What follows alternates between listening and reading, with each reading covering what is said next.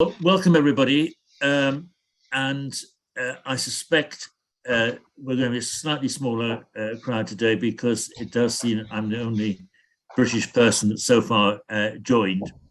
I suspect what they'll do is they'll look at the recording. Delivery drones and flying taxis is today's subject, and the meetings that Dominique and myself have been at with the European Commission and elsewhere, it's very clear the industry wants to bring them in as quickly as possible. And I think the danger is that the regulation will follow them coming in rather than precede them. So, but it's that I think these drones and flying taxis are going to be with us. And although we are all involved here in aviation, I think what they're going to affect is people who are not really involved in aviation right now, because they will affect, they'll be flying so low potentially that they will affect communities and interrupt community life in a way that, and they'll also be they'll be all over the place. So there may well be opposition to them coming from people who are not currently involved in aviation. Now, you all know Dominique. I'm delighted she's speaking. Dominique and I, as I say, have been at a number of meetings with the industry and with the European Commission and others talking about these, and Dominique has become a bit of an expert. So when we were thinking about who should talk about this, she was the obvious person. She's spoken at a number of major international European conferences representing the community interests on delivery drones and flying taxis. And I'm delighted she's going to talk to us now. Over to you, Dominique. Thank you, John, for this introduction. I'm going to share my screen, and I have a presentation, not many slides, but hopefully we'll go through. Good afternoon and good morning to those farther away in the east, and hello to everyone else who will watch this webinar from later, as it is recorded like all our other webinars, and you may find them on our website. You probably have seen drones, toys with a mosquito exasperating noise. They tend to fly any place, and sometimes without respect for private property and privacy. They are equipped with cameras, enabling the pilot to watch, sometimes by live, and to film and take photos. Some are also used professionally, more and more for movies, advertisements, video clips, others to inspect buildings, bridges, control fires, and other useful uses, which avoid sending people in difficult or dangerous places. But these are not the subject of our concerns today. No. Today we are focusing on two specific use of drones, delivery drones and flying taxis. Here you can see delivery drones, and at the bottom, the white ones are already in use in the suburbs of Dublin, and the others are more prototypes. And flying taxis. And this is a new type of air transport, not moving from airport to airport like regular aircraft, but from airport to cities or within cities. And here you also see a vertiport on the bottom right side of the screen. And as I mentioned vertiports, I realized that I should introduce to you a new set of vocabulary. There are two types of drones, those without a pilot and those with a pilot inside. They can be referred to as new entrants. So new entrants meaning new types of aircraft. Without a pilot, they will be referred to as unmanned or remotely piloted, like in UAS for unmanned aircraft vehicle, or UAS, unmanned aircraft system, or again RPAS for remotely piloted aircraft system. With a pilot inside, we hear a lot of VTOLs, VETOL, for vertical takeoff and landing, and eVTOL, EVTOL, when they are powered by electricity, which will not be the case for all of them. In fact, it may be that most of them will not be electric. Vertiports will be built for takeoff and landing of urban taxis in business districts, but also they could be in town centers. And delivery drones will most often be based in industrial parks near or on the roof of warehouses and supermarkets. Urban aircraft will be flying at low altitude above homes and offices, schools, hospitals. A different skyline in town could become a commonplace if urban aircraft activities develop. This is not a faraway future. We are talking about something happening now and which will develop in the several years to come. Delivery drones would start very quickly. Flying taxis could become common towards 2030. And I know there will be a test in 2024 for the Olympic Games in Paris. This is what they may look like.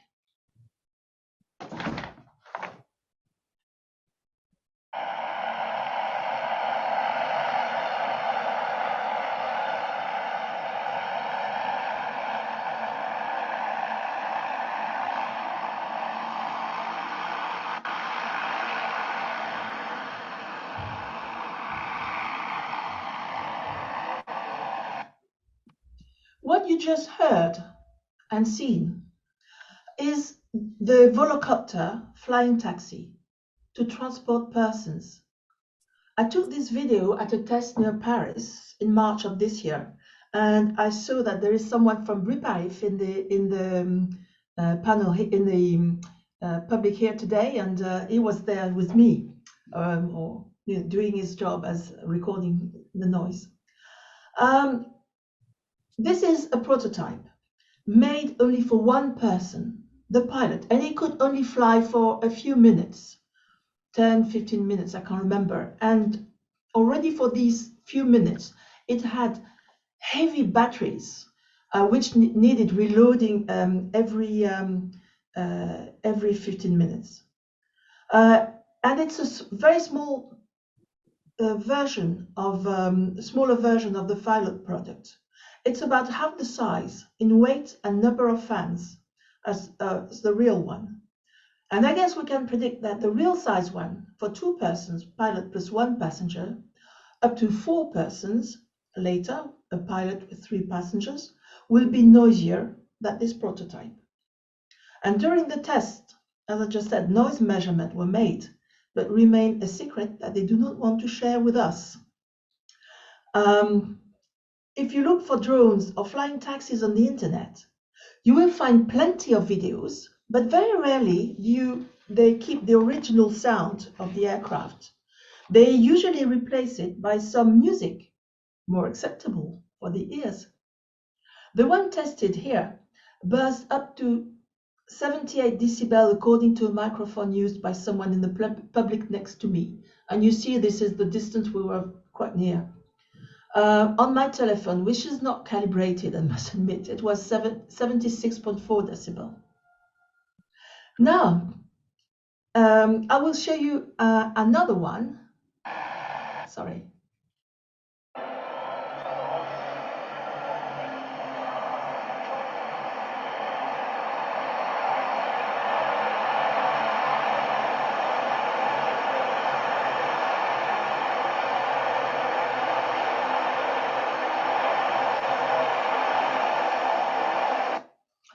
I don't think we need to hear more than that. This is a drone carrying a defibrillator. Obviously, this is very loud because this is inside a building. Outside, it would surely make less noise. And hopefully, this drone will be very useful as it would carry a defibrillator for a person who is in need of urgent medical care. Hundreds of projects are being developed across the world, and some are already being live tested, as I said earlier, like MANA in the suburbs of Dublin, some in the USA, in China, in California, for instance, with Amazon. Some delivery drones are small, about the size of this one in the picture. But others will be much bigger if the battery is allowed to carry heavy loads like helicopters do. As for conventional aircraft, the heavier, the louder. States, ICAO, the European Union through EASA, the European Aviation Safety Agency, already have regulation in place for smaller drones and are working on specific regulations, including noise limits, routes, and vertiports for larger and noisier ones. You may have noticed the word aircraft is less and less used in the press to describe these new urban vehicles. I like to use the expression urban aircraft because aircraft they are, and they are aiming at flying to town. Now, the industry rather uses the expression advanced air mobility.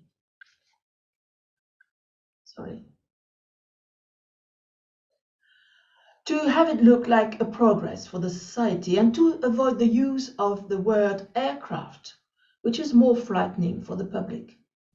But is this really a progress or just innovation? Progress implies that there will be an improvement for the society. Is it really an improvement? Aircraft flying at low altitude over residential areas cannot be done without consequence for the environment and especially on wildlife and the people. Various studies were published on social acceptance of drones and flying taxis. And for instance, the EASA survey published in 2021 shows that the public was rather positive, but still had strong concerns. And I must say, I share them. Safety. Accidents happen. And here it would be over densely populated areas. Security. Should we fear terrorist attacks from the air? Look, when you have large, important football matches, you have these fan zones with plenty of people assembled in the same place. It would be so easy to have a terrorist attack. And shooting of drone, and this is not just something funny to mention, it does happen. It happens in the States, for instance, shooting of drones, because people probably are annoyed with drones, or maybe it's just a game. And if they fly over residential areas, they will fall over people. Privacy. Will flying cars operate over private property? And what about unmanned vehicles? Will they have cameras? Who will have access to the videos? Will they be sold to police forces, marketing experts? How much more of our privacy are we ready to give up? How flight paths will be designed? And here I will mention maybe that for delivery drones, cameras are not compulsory. I mean, they can operate with radar, but they mostly use LiDAR, which is, instead of radio communication, it's light communication. So they do not need to have cameras, but they could have cameras. Impact on the wildlife, insects and birds. In terms of biodiversity, insects and birds are an important element of our cities. Could drones scare, even harm them? Could vortex disrupt their lives in the cities? Obviously, noise, probably today our main concern. Everyone's concerns. For the industry, as it needs to obtain the public acceptance, and for us, citizens. In my small experience of hearing flying taxis, they appeared noisier than advertised. much better than helicopters. But what about in areas not yet affected by aeroplanes or helicopter noise? We're talking about a new type of noise which is different from other urban noises and which will affect communities not yet affected today. And regarding air taxis, I could add that since most of them maybe, may not be electric, there could be air pollution associated to their operation, nitrogen oxides and ultrafine particles in particular. I don't think we need more than there is already in the air. It appears that the concerns of the public differ depending on the use case. Is it bringing something to the community or not? For instance, videos online and most communication show how drones are going to deliver medicine to older people living in a remote mountain area. It's better in the mountain, far away from the city. In my opinion, and making a parallel with greenwashing, this could amount to health washing. Communication is based on a use case which will be considered as important and maybe necessary by the population. But truly, the business case is made on the delivery of groceries or other purchases on the internet. Mana Drones, for instance, is operating in the Dublin suburbs. It is transparent enough to tell us that people are ordering coffee, I mean hot coffee, not just the bag, of beans, or a pint of beer, but most often it is pizza. They tell us that they have little complaint. But today, this is very new, it's fun. I mean, you have your pizza delivered home with these objects flying, from the air. But when the sky will be swarming with drones, the perception will change, and the success of this new industry could lead to rejection by the public. Considering a new source of pollution, including noise, visual, and air, we should be able to answer this question. Where is the general public interest of operating urban aircraft? The industry must show honestly how air taxis and delivery drones will be beneficial for the general interest of the public, also taking into account of externalities borne by society. When they replace helicopters, I can see a benefit for the population. They are much less noisy. But then the number of movement must also be considered and not increase.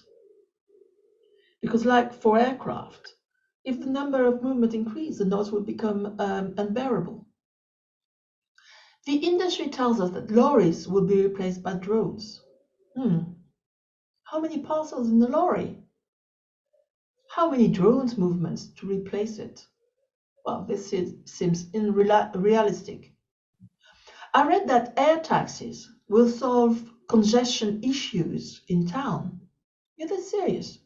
Today, they transport 4 persons, including a pilot, which will be replaced. And when I say today, it's in the near future, including a pilot which will be replaced at time by automation. I cannot see here an efficient public transport, and the argument that it would be a transport medium for the happy few, some say privileged, could be valid. We need investment in efficient public transport.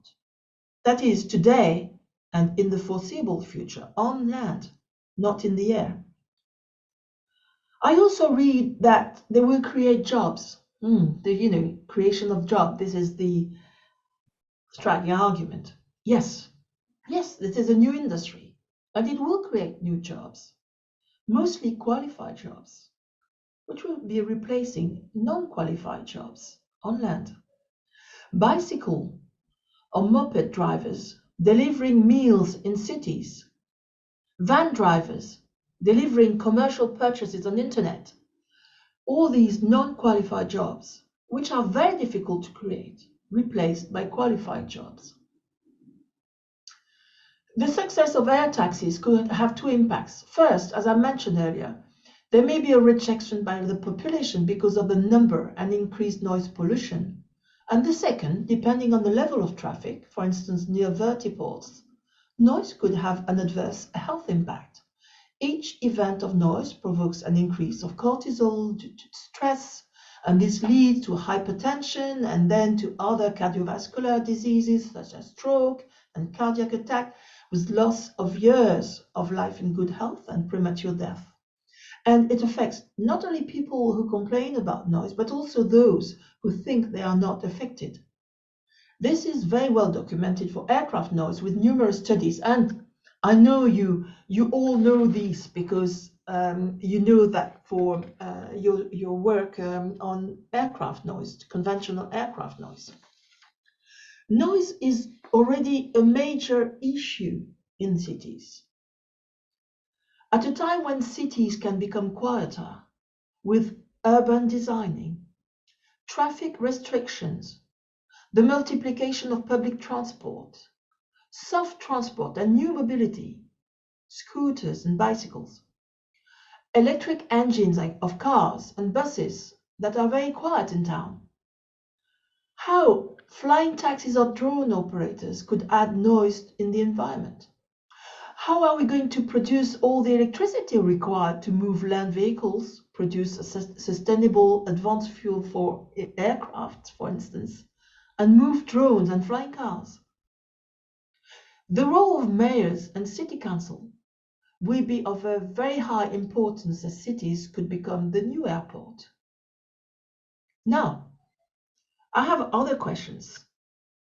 The Environmental Noise Directive 49/2002 aims, you know it very well, around larger airports. It also covers cities, larger cities. This directive aims at reducing noise in towns and at airports. Regarding regular aircraft, we already point out the weaknesses of the directive. It is not ambitious enough, not always properly implemented in the member states. The noise levels should be those recommended by the WHO for aircraft. It's LDAN 45 dBs and LNIT 40 dBs. The night should be better protected with no air traffic to allow 8-hour sleep. How will drones and flying taxis operation impact on the directive, on the noise maps and noise action plans? Certification of noise. Standards should be adapted to consider that urban aircraft will affect new areas, most of which already very quiet. There should be no addition of noise. Certification standards will be based on helicopter noise, but urban aircraft noise is different in intensity and quality. Flight path. Imagine yourself in your garden, on your balcony, in a public garden, resting on a Sunday in the warm sun with drones passing by regularly. Would you be enjoying them? Surely not. And I claim loud and clear that I don't want them in my backyard, and I don't want them in anyone else's backyard. Yes, NIMBYs. Oh, what a gross word, huh? If the new air vehicles are to fly along motorways or ring roads in town, that the project for the Olympic Games in Paris would be that probably the flying taxi would be flying from Charles de Gaulle Airport to Paris, flying over the motorway to reach Paris, and then above the ring road. But it would then affect those already suffering from very high traffic noise. Their situation will worsen with noise coming from the air in addition to the road noise. How can we protect them? It is the responsibility of the European institutions, the EASA, the Commission, the Parliament, and also the responsibility of the member states and mayors, city councils, to protect the citizens. Noise and air pollution are hazards which lead to premature death of people. Here I have listed the key points that we have on a brief, which is already on our website, and with our main arguments when dealing with drones and air taxis and flying taxis. I mentioned these points, I think, earlier. So now we should consider the next steps. And you see, I left this blank because this is what I would like to discuss with you today. And this discussion could extend in the near future as well. You know, it's not just today, maybe. As you know, UECNA has limited financial resources and we don't have employees, and we can only go where we, the board members, all volunteers, are willing to or able to do. We are trying our best at global and EU level, but we also need to act locally in your countries. And this is where we need all of you. These drones and flying taxis are not just a problem for residents near airports. It will be affecting all inhabitants of small villages and larger cities and their suburbs. And I can tell you that it will be mainly suburbs, because in larger cities with apartment buildings, it's more difficult to land and deliver something. It will be affecting more the suburbs with individual houses. So we need to bring in the fight environmental organizations, groups of citizens addressing noise in cities, neighbors or district citizen groups, head of town councils, and members of municipality councils. And this is where we need you. We will try to do our part, but we need you to help us and do your part in your countries. Thank you. And now I will stop sharing. Sorry, this is not what I wanted to do. Yes, okay, I found it. Dominic? And maybe we could start a discussion. If you have questions, I'm here to answer them. And if you have suggestions, and you know, we need to identify who will be our contacts with environmental organizations. And I see Armel, who wants to speak. I can't hear you, Armel. You have to unmute. Okay, can you hear me now? Yes, very well. Right. Good evening, Dominique. Good evening, John, and everybody around tonight. You have actually brought something up which to me is of very great concern, is that now everything is going to be electric. So that is fine as far as pollution is concerned. However, if the government doesn't give us more money, we're going to pay £6,000 a year for a normal average house, whatever normal average house is in the UK. So people are not going to be able to afford it anyway. So where is the electricity going to come from? And if the electricity is actually used for this kind of things, what are the basic things that we need? We need to be able to shop. We have the NHS. There are a lot of things that need electricity, you know, to even sort of light and keep our home warm. So there is going to be a lack of electricity. And I think it's already been said that we are pushing electric cars in the UK and probably in Europe as well, very strongly. But if we wanted everybody to be electric, there wouldn't be enough electricity anyway. So it's either not going to be available or it's going to be too expensive. So what's your view? Thank you. You're totally right. I mean, we will need a lot of electricity in the future. Well, today we know that there is a shortage of electricity, and there would be a shortage during the winter. But this is more. This is not. Well, I'm not sure this is structural. This is more conjectural. But we will need more electricity in the future because we are stopping the production of thermic engines. Is that the word in English? So we'll need electricity for all these cars, and you know, obviously I share the same concern. You know, I don't know really how we're going to do that. Thank you. Okay. Just to add, Dominic, what I always say here, that I'm very conscious that, you know, I'm an native English speaker. I'm very conscious that you speak very good English. But listen, if you're a little bit shy about your English, don't worry. Still try and make your point. You are amongst friends, because I think a lot of people will be in the same position. So although it's in English, don't worry if your English is not perfect. And also just to thank Dominic very much for that. That was really excellent stuff. But yes, looking forward, what do you think we can do working together collectively to try and to highlight this issue to our politicians? What we're doing, what we're trying to do is working at EU level, but it's not sufficient, because this will happen locally. So as soon as this standard will be approved for level of noise for larger aircraft, then they could fly. And already we have smaller ones allowed to fly. There are various problems, trajectories, for instance, you know, routes.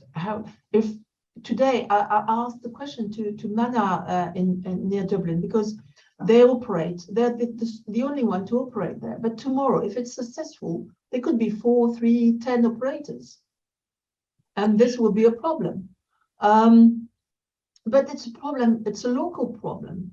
They have, you know, the town council allowed that.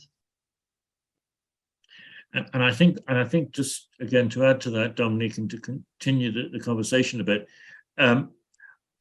I think most local politicians, most national politicians, really don't understand what's coming. And I think that's where we in our various countries can help, because they know about drones, they sort of know what air taxis are, but they all need the presentation that you've just given us. They need to understand that it's not just 1 or 2 drones which are doing good works, as you say, helping ill people. We all approve of that. These drones, the only reason why people are into, why the owners are into drones, is because they're a commercial proposition. And they're only a commercial proposition, as you said, if there's a lot of them delivering our daily groceries.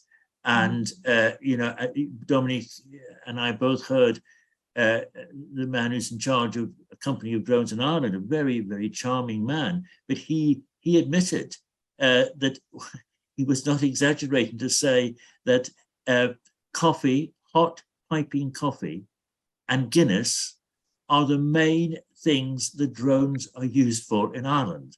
Now, Guinness may be particular to Ireland, but hot piping coffee is not. And so once that's happening in a small village, it's all quite exciting right now. As Dominique said, you know, your drones, your coffee and your Guinness is appearing by drone. But if everyone's doing it in cities, it's a big problem. So it seems to me one of the things we need to do is try and get across to our politicians when we're speaking to them what the reality will be like, because I don't think they understand that. I think Mikael wants to, sorry, Dominic, Mikael wants to come in. Yeah, so another thing we need to warn people about is the noise they make, because I never heard a drone in my life, just the small ones, the toys. And I think there's a very persistent story I see on social media, is that these are so quiet and they will be better for us, but we don't know the noise. If you watch YouTube videos about them, there's always a music or something on the background. You can't hear them. And people forget about that, and yeah, that needs to be, we need to tell people. It will be different from, there will be the smaller ones and the larger ones, and it will depend on the altitude at which they will be flying, because if they're not very big and flying high enough, we won't hear them in the sky. You know, we may see them, maybe not even notice them if they are very small. But as soon as they approach homes, we will hear them loud, and especially for flying taxis, because we're talking about heavy things. with 16 or 20 fans for some of them. So, you know, it's, and these fans obviously are open fans, and they're not inside, not protected. So you know, they could be very loud. Yes. It's mostly takeoff and landing that makes the most Yes. noise.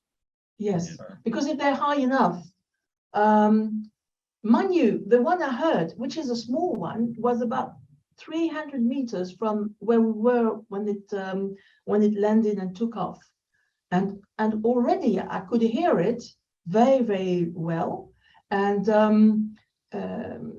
if there's a lot of them, because one occasional is not a problem. The problem is with a lot of them, like delivery drones. It would be a problem near vertiports. If it's just one drone coming from time to time, not often, near you're going to your neighbor delivering something, you know, maybe, you know, you will not notice that much. You may not even be at home when the delivery is made, but you know, if there's a lot of them, yes, this is when they will become a problem. So at the beginning, I think that it will be more, you know, looking at something new and fun. And when I say fun, I think, you know, people are curious about these, and I understand that. I'd be curious, you know, like everyone. The only thing is, if it's successful, there will be a lot of them, and that is when they will become annoying. And you know, where will they be flying? We don't know. And I must say, and I say this because I see there's someone listening who is from the French administration. You know, we are not involved in the discussion. We are not involved in the groups working on that. I've been involved in EASA working group on identifying the gaps in the legislations for drones, but I haven't been involved in France, for instance. And I would like to know, you all are working a lot in aircraft groups. Have you been involved in any working group working on drones? Matt, you have the floor. Yeah, thanks for the presentation. It's very stimulating to hear what's possible, and everything that is possible will happen. So we assume we have big swarms of drones, whatever they carry in the future. But I was somewhat surprised by your quote that the local community or the mayor of a city should be the one to decide whether or not drones will fly. I assume that, and it's also the reason why we are talking in this group, it's not only noise, but it's maybe the intrusion of privacy and all the possibility of accidents and so on, which needs regulation on a national or an international scale. What is happening on that area? Yeah. Well, at ICAO, there are groups working on urban aircraft and drones and you know, VTOLs. Not yet standards. For the time being, it's more identifying the needs and the problems. At EASA, at state country level, there is legislation in place for smaller drones, and they can operate. But now there is still a lot to develop on standards for vertiports and noise, for instance. This does not exist yet, if I'm right, you know. So we need to work on that. And when I mentioned the mayors and municipalities, it's because if they say no, I mean, if they are strong, they have a strong position, we need their approval for building something. You know, I mean, I know in France, for instance, if you want to build something, you need a planning permit, and it is authorized by the local council. If I would be surprised if local government is able to decide whether or not to use it in their city or their province, and others not. So well, as far as I know, there is a parallel with the legislation we know about helicopters and low-flying aircraft.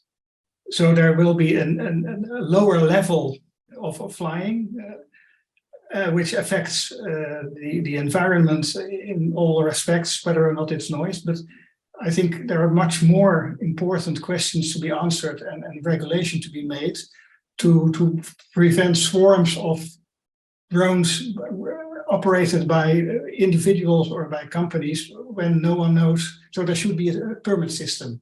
There should be requirements on security and safety and so on. This should be done, not bottom up, but top down. Of course, this is EASA's work for Europe. Okay, this is EASA's work for Europe, but locally, I mean, the governments, the administration will have a big part, a big role, because they will be allowing operators, I would think, like they do for aircraft. But for airports, there is a system in which covers a whole country and gives regulations for using a certain type of space, of airspace, or to make a flight possible. I think for each drone flight there should be a similar system, because you cannot allow like it is on the road. When there were horse carts instead of cars, well, everyone could do what it wanted. But nowadays we have regulations. I think the parallel with the electric vehicles on the roads, the parallel is the road above the roads. There will be the same amount of all kinds of new vehicles which should be regulated. And neither a city can say, well, it's impossible for us, or the other way around. I still think that if your elected representatives are against something, I still believe that they have a role. I still believe that they have they can put pressure, and if they don't want it, and if they're strong enough, and if they're supported by the population, because you know that a politician will not act if it is not supported by the population, then maybe we could avoid most of them. We could still have those replacing helicopters, because I must say that it's completely different. For a helicopter is really a very loud thing, and a drone is very different from that, and it's really more acceptable. But so where a helicopter is necessary, they could be replaced by drones, but I'm not sure they will. I have the feeling that really they're going to build this only if they have a strong business case with transport of persons, like taxis, and they're saying that it won't be very expensive. So because there will be enough to fly. So they are hoping that it will not be too expensive. I think Jürgen wants to come in, Dominique. Yes. Yes, hello, I'm Jürgen here, if I may. I would tend to think that noise limit and the like, they are done on a country basis, for example, but not on a municipal basis. But astonishingly, the Brussels region has noise limits here in Belgium. And no other community here in Belgium or part of Belgium has noise limits for airplane noise. So I'm split a little bit. Can municipalities set noise limits, for example, or not? it's a bit confusing, I think. And concerning the costs of these taxis, I cannot believe that these should be cheap. Let's look at the costs for flying. No kerosene tax, no tax here and there, and subventions from the states for their national airlines, if you like. We have seen enough of this, and let's hope this doesn't happen again with the drones. Thank you. Thank you, Jürgen.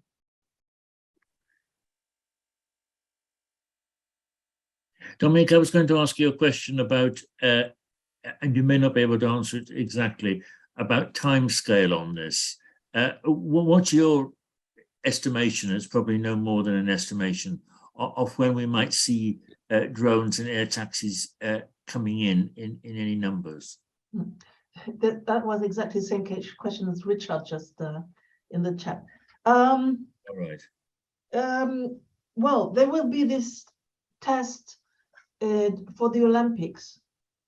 And then I think the aim for flying taxis, I think delivery drones could come earlier, but flying taxis, because they have this problem with batteries, and they are aiming at 2030, which is 8 years in the future. And I spoke to someone working with Charles de Gaulle Airport, and they were planning to build a VIP lounge for air taxis, for these flying taxis at Charles de Gaulle in 2027. But it could change with the speed of the innovation. Yeah. Okay. Any more thoughts from anybody? Yeah, Bertold. And then yeah. Hello, Bertold. So, okay, hello. One remark I got some weeks ago. I read information of the offerer of air taxis regarding the noise, and he said 70 dB at start and 65 dB during cruise. And 65 dB during cruise is very, very much. It is as much as a normal airplane, not very far from the airport. And I think such high noise is absolutely unacceptable. And I would say acceptable noise would mean that the emission of such an aircraft is not more than a private car. That's the orientation. And an electric private car, I would add. Yes, of course. Armel, you wanted to add something? Yes, I do. Can you hear me? Yes. Can you hear me? Oh, yes, I was interested in what you actually said, Dominique, about having drones or carrying people at Charles de Gaulle, because I mean, living next to Heathrow, there is actually a no drone area zone, which is quite wide. And that is very much because of security as well as safety. So I bit baffled as to Charles de Gaulle actually doing it, and us having a safety and security zone. So maybe you can tell me more. Thank you. Yeah. Yes, Armel. These are different types. The no drone zone, looking at small private drones, these toy, like I was mentioning at the beginning, really people playing with their drones, or maybe would carry a small dangerous something, you know, because they are dangerous for flying aircraft, taking off, and like birds, other, you know. But those which we are considering are larger flying, what we call flying taxis, the one I showed you, you know, on the video, but it's a larger one, and it would be in a specific place of the airport, like all airports probably have a helicopter base, you know, and it would be the same as helicopter. I'm sure helicopters can go to Heathrow. And so it would be same type, and the routes will not be the runway. They would not take off from the runways at all.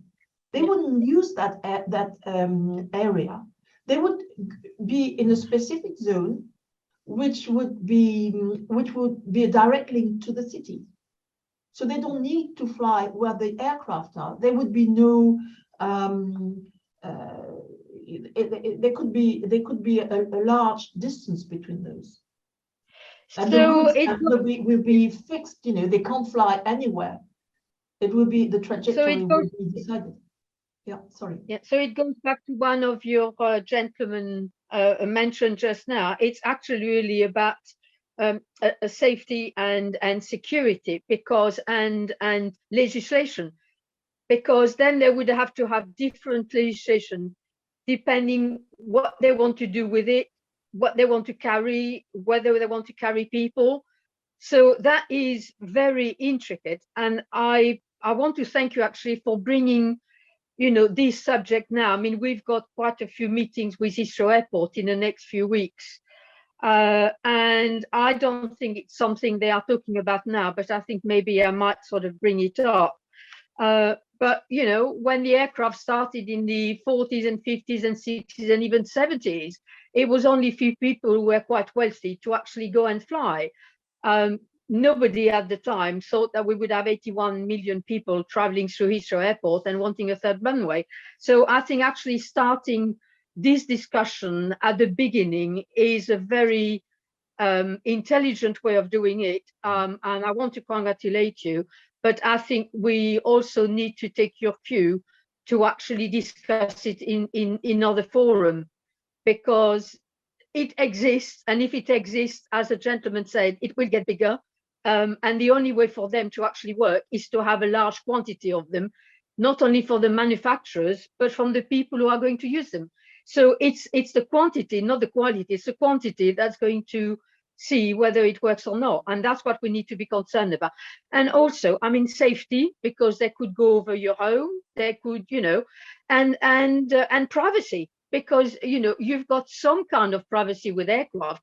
You don't have any with drone.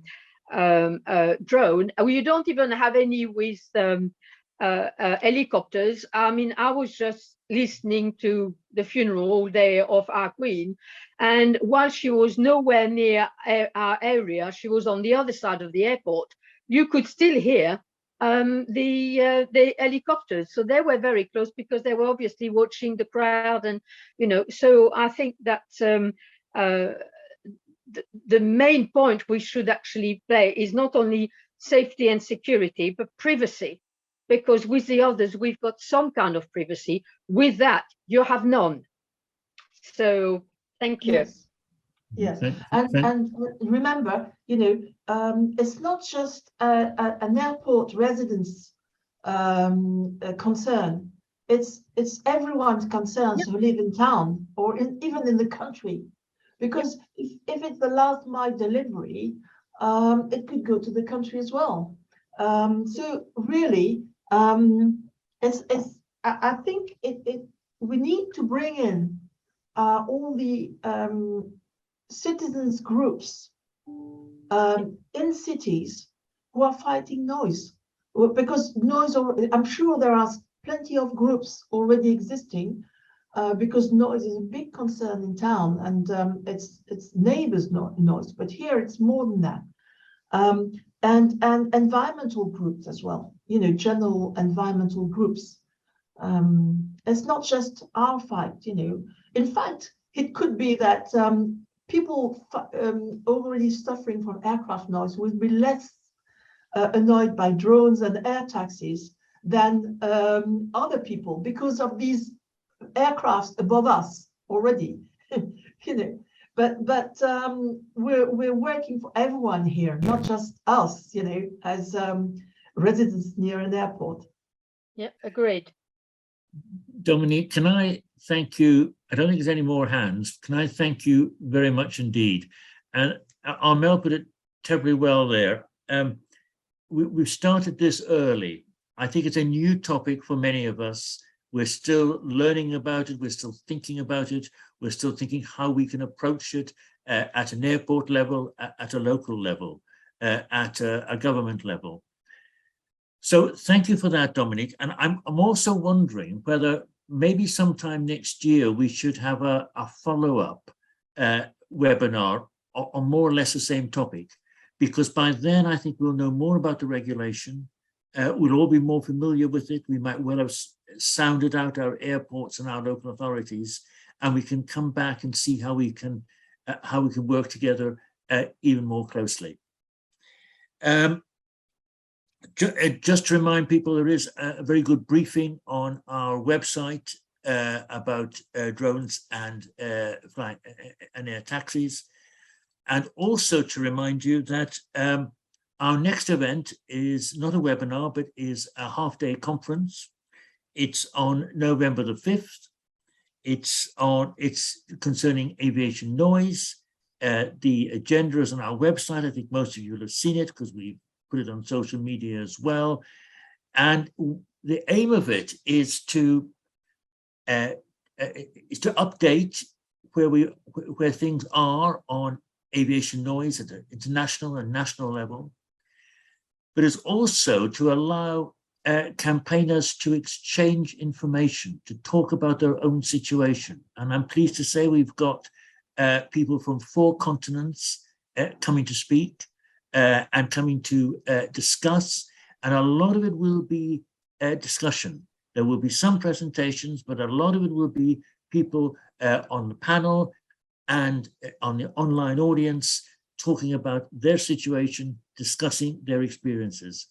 And I think the third aim of it is to see how we can work more closely together as a network across continents moving forward. And perhaps finally, we're really pleased that the keynote speaker is Marco Paviotti. Some of you will know Marco, who is effectively head of noise at the European Commission at the Department of Environment, DG Environment, and hugely knowledgeable. And I've got to say, and a lovely guy, but I've got to say it's a great coup to get Marco to come and talk to us about what's actually happening in Europe, because nobody knows it better than he does. I'm very aware that there's a big event in Schiphol that day and that some of our Dutch friends may not be able to join us. That's absolutely fine. All the best for your event. But just to once more thank Dominique very much. Of course, this has been recorded, so it'll be on our website fairly soon. And thank you all very much for coming and contributing. And bye-bye for now.